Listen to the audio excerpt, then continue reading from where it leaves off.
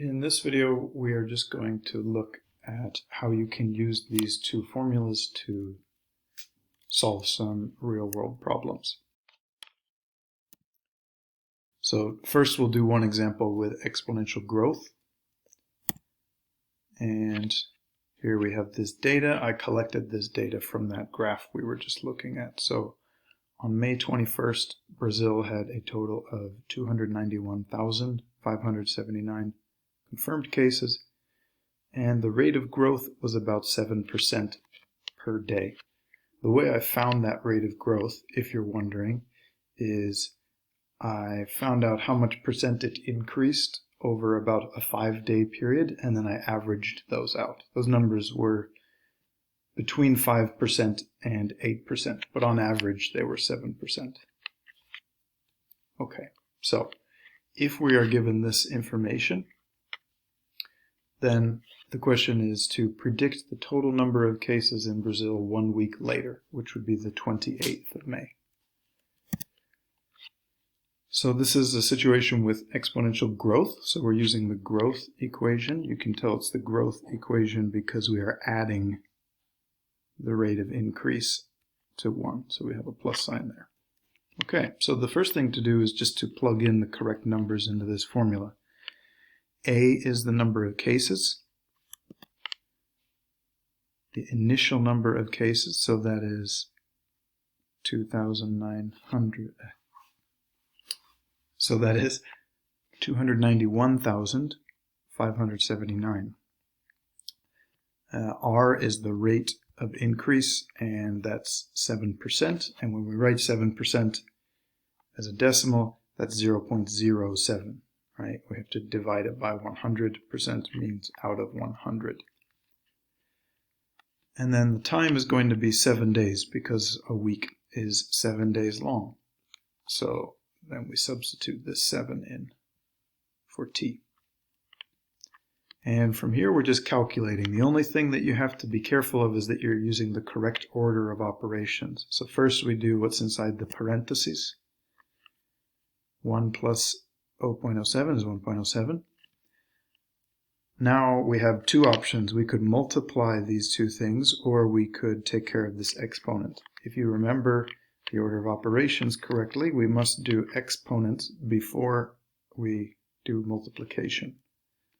So first thing we have to do is 1.07 to the power of 7. And if we do that, we get a pretty nasty number. It keeps going. I just rounded it to 5 decimal places here, but this is the number that you should get. And then finally, the only thing left to do is to multiply these two numbers together. So we get 468,212. Again, I had to round that number to the nearest whole number because we are talking about people here, and we don't have decimal numbers of people. Okay, so what that means is we would predict that on the 28th of May, there would be 468,212 confirmed cases in total in Brazil, which is quite a bit. It's almost double what we had the week before.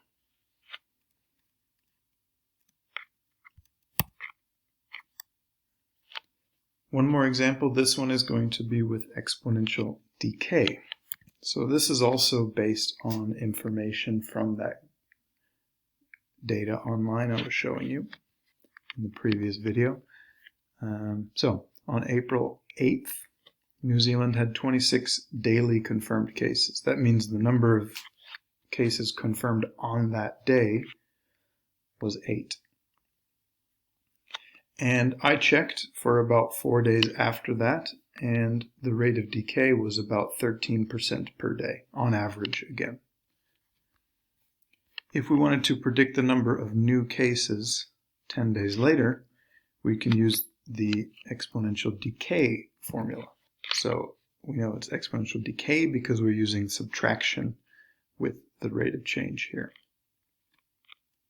Okay, so again, we just need to plug in the correct numbers and then calculate in the correct order of operations. So 26 is the initial number of cases. 13% was the rate of change, so that as a decimal is 0.13. And the time in this case is 10 days, because we're interested 10 days after April 8th. And we've done our plugging. Now we are doing our chugging. So we're just calculating in order here. So inside the parentheses, we get 0.87. Then we raise that to the power of 10. And we get this decimal, 0.2484, blah, blah, blah. Keeps on going, but I didn't write it all. And then finally we multiply that by 26, and we get a number that's about 6. I had to round it again because you can't have decimal numbers of people. Each of these new cases is a human being, and unfortunately those are human beings who have been confirmed to have this virus. Okay, so you would expect that on April 18th, there are about 6 new confirmed cases in New Zealand.